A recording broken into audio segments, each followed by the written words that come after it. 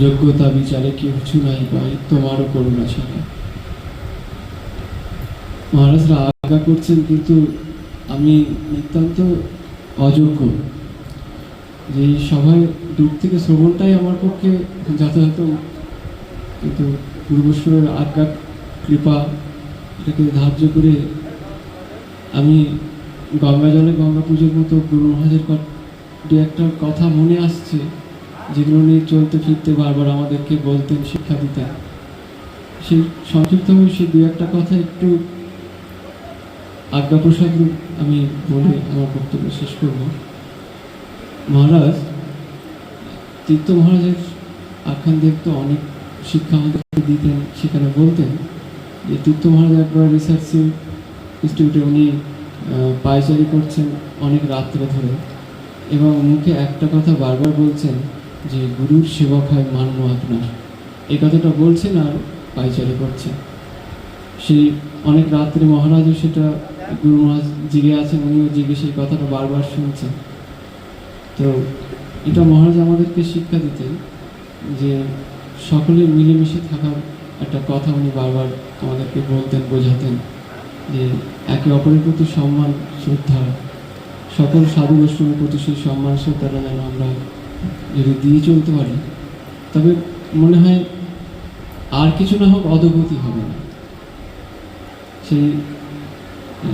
সেই কথাটাকে স্মরণ করে আমরা সকলের কাছে কৃপা প্রার্থনা করি যেন আমরা এইভাবে আমাদের জীবন আদর্শ গড়ে গুরু মহারাজের বাণীর উপরে চলার পথে বারবার মহারাজ যখন হরিকথা বলতেন, মানে আধ ঘন্টা কি 1 ঘন্টার কথার কথা উনি হরিকথা বলছেন, তো ননস্টপ প্রতিটা মানে তত্ত্ব কথা, এটা ওনার মধ্যে একটা বিশেষ গুণ আমি মানে বারবার, এবং সেগুলো যদি খুব মনোযোগ সহকারে শোনা হতো, আমি দেখতাম 10-15 মিনিট পর আর মাথায় নিতে পারছি না। একটা লাইন যদি একটা মিস করা হয় তাহলে অনেক কিছু মিস হয়ে যায়।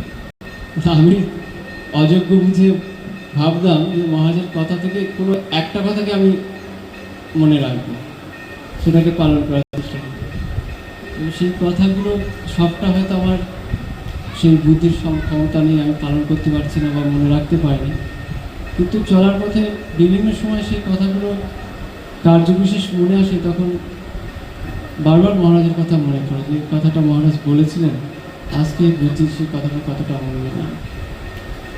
এই কথাটা আমি আমাদের সকল যারা গুরু ভাই আছেন সবাইকে আবার সেই গুরু মহারাজের সেই অমৃতময় বাণী প্রণতি পুষ্পাঞ্জলির কথাটা স্মরণ করাবো, যে গুরুর সেবক হয় মান্য আপনার। সেই আমরা যেন একে অপরের প্রতি সেই ভ্রাতৃত্ববোধ সম্মানবোধ দিয়ে শুধু গুরু ভাই বোন তাদের নয়, সকল সাধুদেরকে, সকল সাধু চৈতন্য চৈতামৃতে, চৈতন্য ভাগবতে বৈষ্ণব নিন্দার প্রসঙ্গে বারবার করে বলছেন, নিন্দার নাহিক কার্য কেবল পাপ হয়। তাহলে এই মহাপাপ থেকে আমাদেরকে সবাইকে নিস্তার পেলে তবে ভগবানকে পাওয়া যাবে।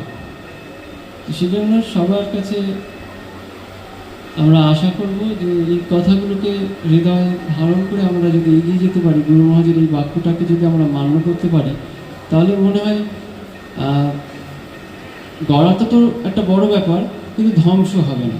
ঘরটা আমি তৈরি করছি, কিন্তু ঘরটা যদি ভিতটাকে বারবার ভেঙে ফেলা হয়, ঘরটাই দাঁড় করা যাবে। এটা ভক্তি রাজ্যের যে স্তম্ভটাকে আমাদের যদি দাঁড় করাতে হয়, ভক্তি জীবনে যদি আমাদেরকে এগিয়ে চলতে হয়, তাহলে এই গুরু বৈষ্ণব নিন্দা থেকে আমাদেরকে সরে এসে আমাদেরকে দাঁড়াতে হবে।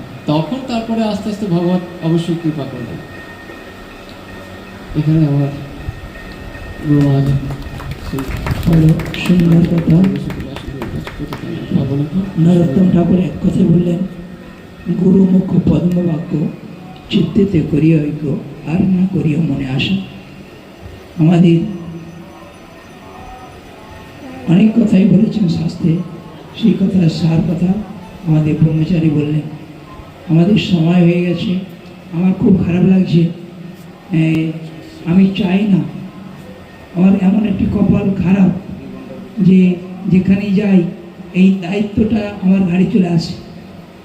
আমার খুব ইচ্ছা হয় যে আমি কিছু কথা বলবো, আমার তো ইচ্ছা হয়, কিন্তু সেই সুযোগটা যেন আমি নিজে নিজেই সেই জায়গা থেকে বঞ্চিত। এমন একটা দায়িত্ব দেয়, সকলকে দিতে পারি না। দেখুন কত নাম চলে এসেছে, সকলকে দিতে পারছি না। সেই জন্য সত্যই আমি দুঃখিত। আর আমাদের পরিচালকগণ একটা পর্যন্ত একটা 6 হয়ে গেছে। আমাদের এখানে যে বিশেষ ম্যানেজমেন্টের মধ্যে আছে, দেখাশোনা করে আমাদের তামাল প্রভু একটু আমার ইচ্ছা যে সে কিছু বলুক। তাই অন্তিমে সকলের কাছে আমাদের মহারাজগণ অনেক দূর থেকে অনেক পরিশ্রম করে তাদের নিজের ভজন কার্য সময়কে জলাঞ্জলি দিয়ে আজ এই আমাদের কৃপা করার জন্য এখানে এসেছেন। তাদের এতটুকু তাদের কাছ থেকে অধারণ কিছু উপদেশ কথা শ্রবণ করব, সেই সময়টা থেকেও আমরা বঞ্চিত। তাই বিশেষ করে আমি সময় দিতে পারলাম না, সেই জন্য সকলের কাছে হাত জোর করে আমি ক্ষমা প্রার্থনা করি। সকলে আমাকে ক্ষমা করবেন।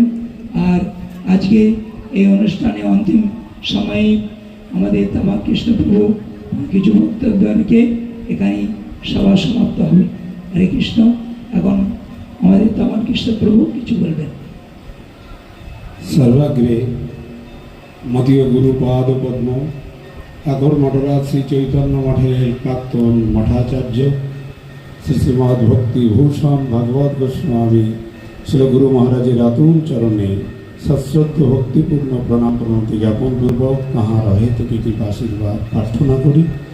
অনন্তরম আমার পরম শিক্ষাগুরু পাদপদ্ম, যার হাত ধরে শাস্ত্র অধ্যয়ন শিক্ষা আমি জীবনে প্রচুর লাভ করেছি, আজকে যিনি এই ধর্মীয় সভার সভাপতিত্ব করছেন পরম পূজ্যপাদ শ্রী মায়াপুর ধামের গৌর গোবিন্দ গৌরীয় মঠের প্রতিষ্ঠাতা আচার্যদেব এবং শ্রী চৈতন্য শিক্ষা কেন্দ্রের অধ্যাপক পরম পূজ্য ভক্তি বিজয় বৈখানস গোস্বামী মহারাজের শ্রী রাতুল চরণে আমি ভক্তিপূর্ণ ষষ্ঠাঙ্গ দণ্ডবাদ প্রণাম প্রণতি জ্ঞাপন করি, তাঁর অহেতুকি কৃপা আশীর্বাদ প্রার্থনা করি।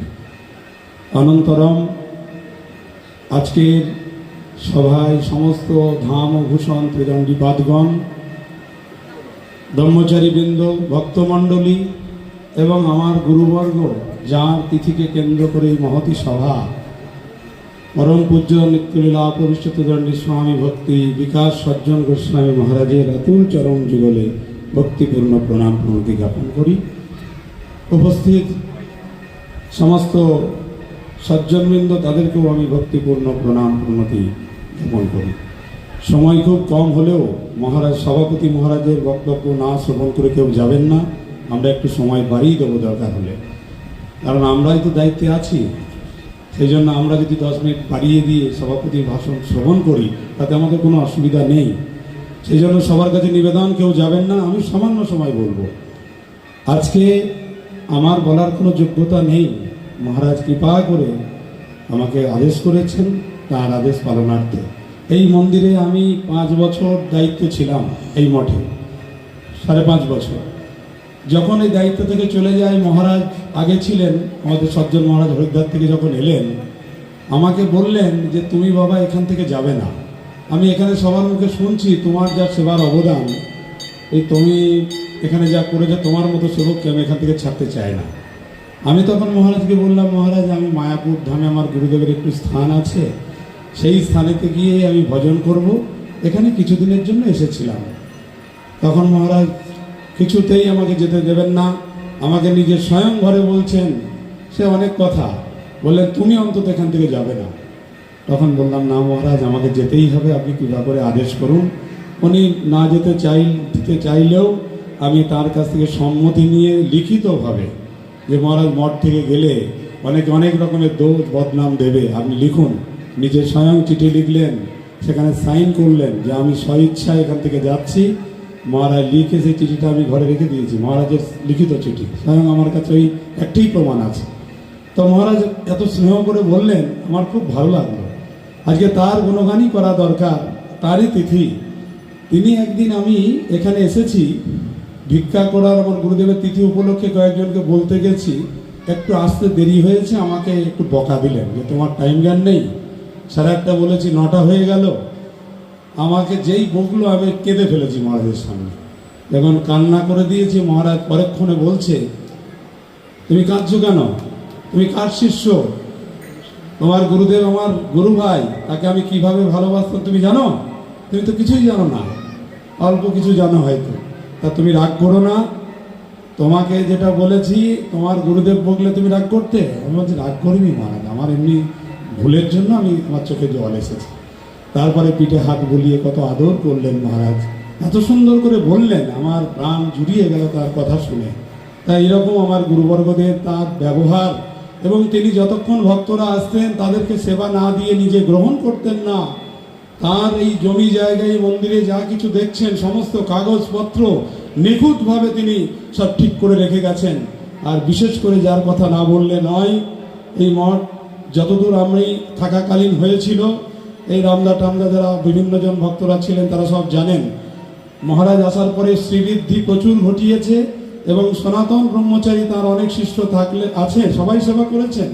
কিন্তু যিনি এখন ভক্তি হৃদয় ত্রিবিক্রম মহারাজ, তার অসামান্য অবদান, তার এই একান্ত প্রচেষ্টা, তিনি যে এত বড় অনুষ্ঠানের আয়োজনের মূল একা একাই সমস্ত ভাবনা ভেবে সব কিছুর ব্যবস্থা করেছেন। তিনি হয়তো আজকে হরিকথা বলতে পারেননি, কিন্তু তার উপরই এই সমস্ত কিছু নির্ভর, মূল দায়িত্বে তিনি আছেন। তাই আমি তাঁর চরণেও বারবার প্রণাম জানাই। তিনি বারবার আমার কাছে যান, তোমার প্রভু আপনি এখানে ছিলেন, অনেককে চেনেন, কিছু করলেই আমাকে জিজ্ঞাসা করে, ডাকে, আলোচনা করে। আজকে ওই সবার জন্য বললেন, তোমার প্রভু আপনি মায়াপুর থেকে সমস্ত সন্ন্যাসীবৃন্দ মহারাজদেরকে নিয়ে আসার দায়িত্ব আপনার। আজকে আমাদের মায়াপুর ধাম থেকে এত সাধুরা এসেছে, আমার আনন্দে বুকটা ভরে যাচ্ছে। এই ভবানীপুরের মাটিতে এত সন্ন্যাসীবৃন্দের আগমন, আজকে এটা যেন গোলক বৃন্দাবন ধামে পরিণত হয়েছে। মহারাজ যে সাক্ষাৎ ভজনশীল, তার গুরু কৃপা আছে, এটাই তার বাস্তব প্রমাণ যে এত এত সাধুদের এই মঞ্চে আপনারা দর্শন করতে পারছেন। দর্শনে পবিত্র করে এই তোমার গুণ। তা যাই হোক, আমার শিক্ষাগুরু পাদপদ্ম, তিনি মহারাজের সমাধি দিয়েছিলেন ভক্তি বিজয় বৈখানস গোস্বামী মহারাজ এবং ঋষিকেশ মহারাজ, তিনি আজকে নেই। তা মহারাজ নিজে হাতে সেই সমাধি দিয়েছিলেন। আমি আর মহারাজ আলোচনা করলাম, মহারাজ বলছে মহারাজকে দিয়েই এই আমার গুরুদেবের মূর্তি প্রতিষ্ঠা। আজকে সমস্ত কার্য কালকে থেকে মহারাজ এসে সুন্দরভাবে আপনারা দেখেছেন মন্দিরের কার্য সুসম্পন্ন করেছেন আমাদের আজকের সভার সভাপতি ভক্তি বিজয় বৈখানস গোস্বামী মহারাজ। এবং আর যার জন্য এই সাধুদের আগমন, আমি আগে মায়াপুর থেকে চলে এসেছি, সেটা হলো আমার প্রিয়, আমার বন্ধুবর পরম পূজ্য মধুমঙ্গল প্রভু, আমার ডান দিকে দেখতে পাচ্ছেন সাদা কাপড় পরে। উনি শুধু এখানে নয়, যত যত জায়গায় সাধুদের স্থান থাকে সমস্ত জায়গায় সাধুদেরকে নিয়ে যাওয়া, ম্যানেজ করা, এই কত বড় দায়িত্ব। এই সাধুদেরকে সমস্ত আমি বিশ্বাস করে এসেছিলাম, ভরসা করেছিলাম, প্রভু আমি তো চলে যাচ্ছি, আপনাকে সব দায়িত্ব করে নিয়ে আসতে হবে। উনি এই সমস্ত সাধু সন্তদেরকে একত্রিত করে এখানে এসে উপস্থিত করিয়েছেন। তাই মধুমঙ্গল প্রভুর চরণেও আমি ভক্তিপূর্ণ প্রণাম প্রণতি জানাই। তিনি এভাবেই সাধুদের সেবা সর্বত্র যেমন করে যাচ্ছেন, যেন করতে পারে। আর আমি আজকের বক্তব্য বাড়াবো না, আমি সভাপতি মহারাজের শ্রীচরণে প্রার্থনা করব, মহারাজ কিছু সময় বলবেন, সেই জন্য আপনারা কেউ ধৈর্য হারাবেন না, একটু দেরি হোক, তারপরেই আমাদের প্রসাদের ব্যবস্থা আছে। আমার বাণীকে এখানেই সকলকে প্রণাম জানিয়ে বিশ্রাম দিচ্ছি। আমি যেন সাধুগুরু বৈষ্ণবদের এভাবে সেবা করতে করতে আমার এই জীবন অতিবাহিত হয়। হরে কৃষ্ণ, হরি বল। এখন মহারাজের সভাপতি মহারাজের শ্রীচরণে করজোরে প্রার্থনা করি মহারাজ তার বক্তব্য রাখার জন্য।